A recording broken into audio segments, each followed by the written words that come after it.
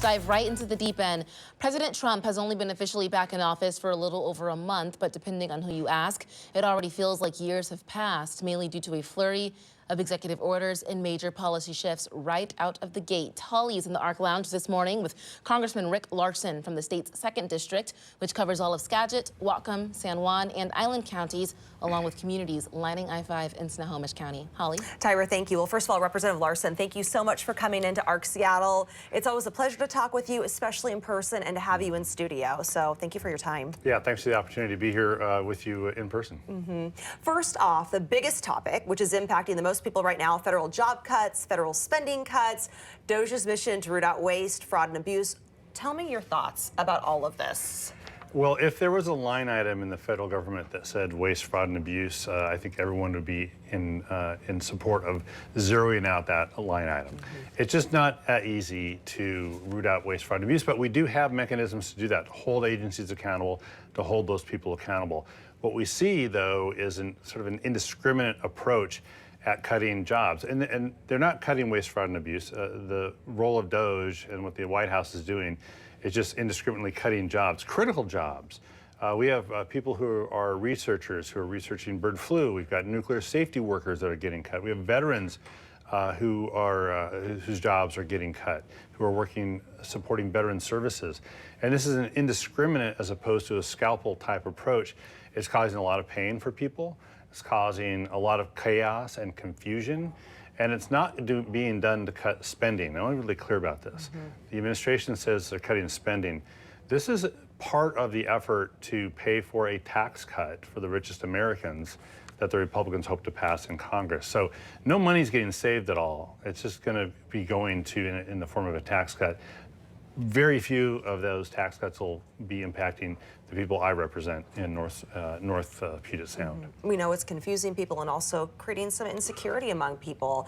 Trump supporters contend the government is $36 trillion in debt and that we must cut spending, find waste and fraud in order to stay solvent. What would you say to that? It is fair to be concerned about debt.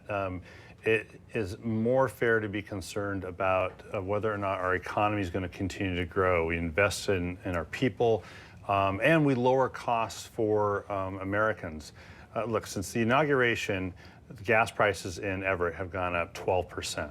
The president promised he'd lower gas prices. Is it necessarily his fault that gas prices have gone up? Probably not, but he did make a promise and he's breaking it. He promised to lower grocery prices, and egg prices are still up. Is that his fault? Probably not, but he promised he would focus on this. He is not focusing on the promises that he made to the American people during the election. We have to hold him accountable to that. The best way to deal with debt and the deficit is to grow the economy and ensure that we have a government that works efficiently. None of that's happening right now. Do you think there's an area where Democrats can find common ground with Republicans on federal spending cuts? And what would that area be? Well, the thing I want to point out is that my Republican colleagues bragged to me that they have the House and the Senate and now the presidency, and so they can do what they want. It's hardly a welcoming message that they're giving to me that they want my help for anything. But I do think there are areas that we can work on. But it has to start with following the Fiscal Responsibility Act that we passed a few years ago and pass a budget that's consistent with the current law. And Democrats are willing to do that. Let's talk a little bit about the proposed cuts to the FAA, where we recently have had some high-profile, deadly airplane crashes. What are your thoughts on the cuts to the FAA and also the impacts and the situation going on with Boeing? Yeah, first off, I flew in to Seattle in the last couple of days. I'm flying out again to DC. I'm flying all the time. It is safe to fly. But I do understand people's concerns about the safety in the air because of the crashes that we've seen. I think it's important as a result to think about the FAA. The FAA's one mission is safety. So cutting any jobs at the FAA is cutting safety. We think in Congress that the folks who work at the FAA need to be isolated from these indiscriminate job cuts. Well, everyone should be, but certainly at the FAA, we need to ensure that the people who are there working on safety aren't the ones losing their jobs.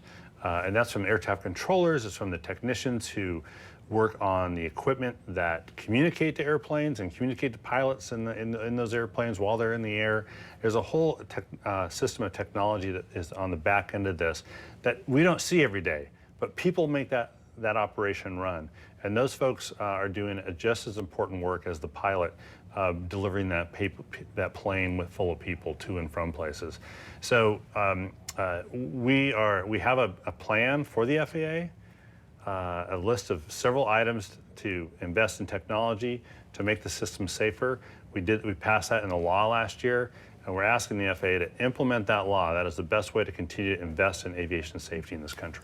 I want to make sure we get to your legislative priorities. Yeah. So tell me, what are your priorities this legislative session? And then also share, what your plans are while you're home for this weekend. Yeah, sure. First off is transportation investment. Those investments create jobs. I'm the lead Democrat on the Transportation Committee. I tend to talk about transportation all the time because if you're building better bridges, highways, roads, better transit systems that are safer, that are more accessible, then we can help people get around the Puget Sound, and we know that we need to make those investments. I'm also working with their law enforcement and tribes and healthcare providers and fighting fentanyl in our communities and keeping those dangerous drugs, try to keep those dangerous drugs out of our communities. And then we have this great environment in the Pacific Northwest, so I'll be focusing on that as well. This weekend, I am meeting with federal employees to talk to them about their concerns. I'll be in the North Puget Sound up near the border to talk to some of the local cities that have been receiving grants that have been frozen and now they're unfrozen. Mm-hmm. And this back and forth, this yo-yo that these people are living in, it's not good for the economy, it's not good for peace of mind. It's causing chaos and confusion, and we need to push back against that. All right. Well, Representative Rick Larsen, thank you again for carving out some time coming into ARC Seattle. Yeah. We're glad to have you back home. Enjoy the rest of your weekend, and thank you again for sharing all the information and all the things you're working on in Washington for us. Thanks a lot. The other Washington. Tyra, back to you. Thanks for that, Holly, and great to have Rep. Larsen here in person with us. Thank you.